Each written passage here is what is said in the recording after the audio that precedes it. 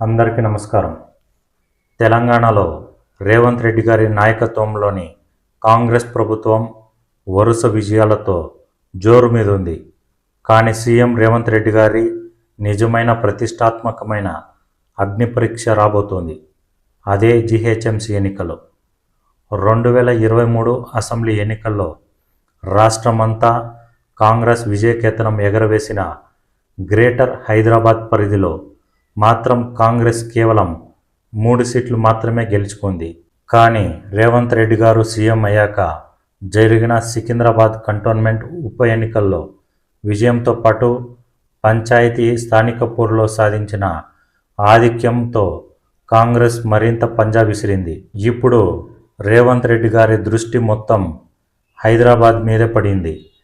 ఎలాగైనా greater పీఠంపై Congress మేయర్ను కూర్చోబెట్టాలని decide అయ్యారు. అందుకోసం రేవంత్ రెడ్డి గారు అమలు చేస్తున్న ఆ మాస్టర్ ప్లాన్ ఏంటో ఈ వీడియోలో క్లియర్గా చూద్దాం. 2023 ఎన్నికల ఫలితాలను ఒక్కసారి పరిశీలిస్తే గ్రామీణ తెలంగాణలో కాంగ్రెస్ ప్రభంజనం సృష్టించింది.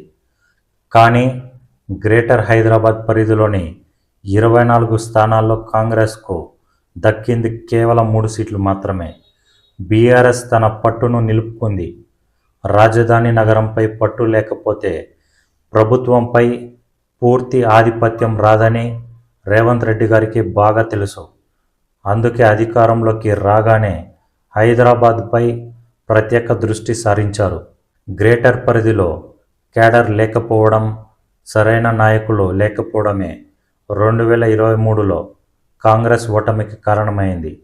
ఈ లోపాలన్నీ సరిదిద్దడానికి రేవంత్ రెడ్డి గారు ఆపరేషన్ ఆకర్ష్ ప్రారంభించారు.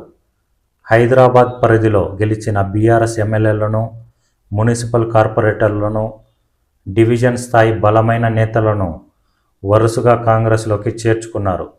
దీనివల్ల క్షేత్రస్థాయిలో బీఆర్ఎస్ బలాన్ని దెబ్బతీయడమే కాకుండా కాంగ్రెస్ బలాన్ని రెట్టింపు చేశారు. రేవంత్ రెడ్డి గారి మార్క్ పాలిటిక్స్ ఎలా ఉంటుందో చెప్పడానికి సికింద్రాబాద్ కంటోన్మెంట్ ఉప ఎన్నికలే ఉదాహరణ.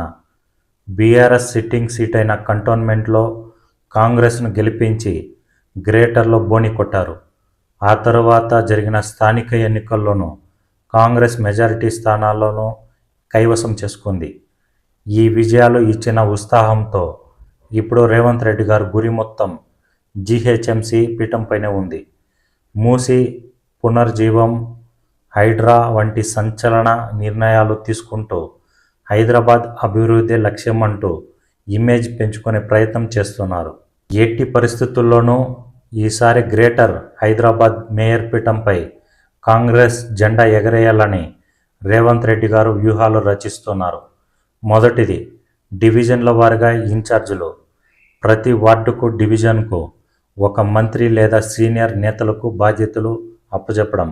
రెండవది, సంక్షేమం మరియు అభివృద్ధి బ్యాలెన్స్ చేయడం. గ్రేటర్ పరిధిలో ప్రజా సమస్యలను త్వరగతిన పరిష్కరించడం. మూడవది, పక్కా టికెట్లు కేటాయింపు.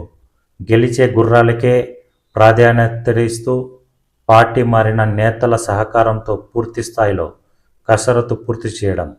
హైదరాబాద్ నగరంపై జెండా ఎగరేసి మేయర్ పీఠాన్ని దక్కించుకోవడం ద్వారా తన నాయకత్వాన్ని తిరుగులేదని నిరూపించుకోవాలని రేవంత్ రెడ్డి గారు భావిస్తున్నారు. మరి రేవంత్ గారు వేసిన ఈ పక్కా స్కెచ్ తట్టుకొని బీఆర్ఎస్, బీజేపీ, ఎంఐఎం పార్టీలు తట్టుకోగలవా? కాంగ్రెస్ గ్రేటర్ మేయర్ పీఠం దక్కుతుందా? మీ అభిప్రాయాన్ని కింద కామెంట్ సెక్షన్లో తెలపండి. ఈ విశ్లేషణ నచ్చితే వీడియోని లైక్ చేయండి, అందరికీ షేర్ చేయండి. పొలిటికల్ అప్డేట్స్ కోసం మన ఛానల్ని వెంటనే సబ్స్క్రైబ్ చేసుకోండి. జై హింద్.